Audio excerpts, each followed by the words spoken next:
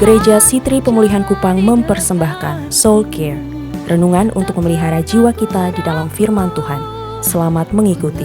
Terjepit di dalam realita yang sadis, tidak terantisipasi, tidak terduga. Tiba-tiba berdiri di hadapan Ayub, realita yang tidak pernah dia doakan, tidak pernah dia minta. Di depan Ayub terbujur 10 anak, 7 laki-laki, 3 perempuan, kaku dan sudah mati. Realita begitu kejam, tidak hanya merenggut yang paling dikasihi, tetapi apa yang dianugerahkan dari atas pun diambil. Harta kekayaan, segala ketenaran, segala kemasyuran, segala kenyamanan, segala yang Ayub punyai diambil dalam seketika. Saya percaya tidak hanya Ayub yang terhimpit antara realita dan iman, tetapi saudara dan saya pun punya realita dan iman.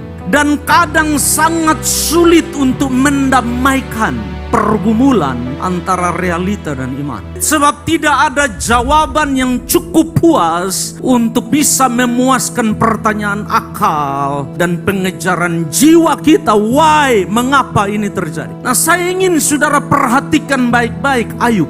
Rumah bisa dibangun, harta bisa dicari, anak bagaimana? Kenyataan realita yang berdiri di depan Ayub. Apa itu realita? Realita adalah sesuatu yang nyata, eksis, benar-benar terbukti. Sebab sesuatu yang menurut Anda nyata, dia tidak akan nyata sebelum terbukti. Harus ada bukti yang membuktikan bahwa dia nyata. Dan mungkin saudara berpikir, oh saya pikir selama ini saya sendiri. Oh, Ayub lebih hancur Bapak Ibu Saudara. Saya tidak tahu dengan saudara, tapi mungkin ada orang yang tidak bisa menerima kenyataan itu dan bisa pingsan, bisa selesai hidup. Sehebat-hebatnya engkau, hanya ada 2 respon yang kau beri: mengutuki Allah atau menyembah Allah. Di titik seperti itu. Persoalan dari saudara dan saya adalah waktu peristiwa terjadi kita memberi label kepada peristiwa-peristiwa itu. Betul? Yang pertama waktu pasukan datang dan mengambil, saudara bilang itu musibah. Oke?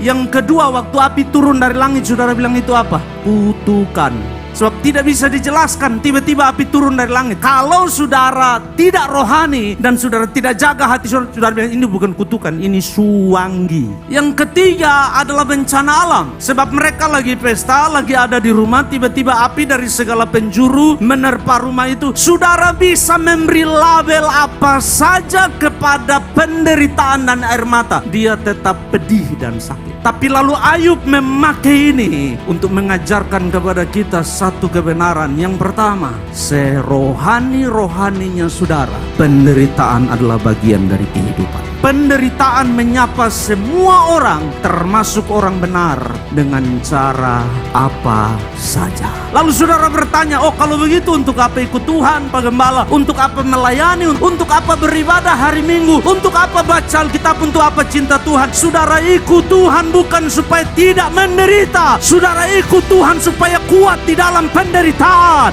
Saudara ikut Tuhan supaya saudara punya perspektif yang benar terhadap penderitaan. Saudara meresponi dengan benar penderitaan, bukan lari dari air mata dan penderitaan.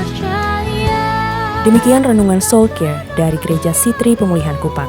Tuhan Yesus memberkati.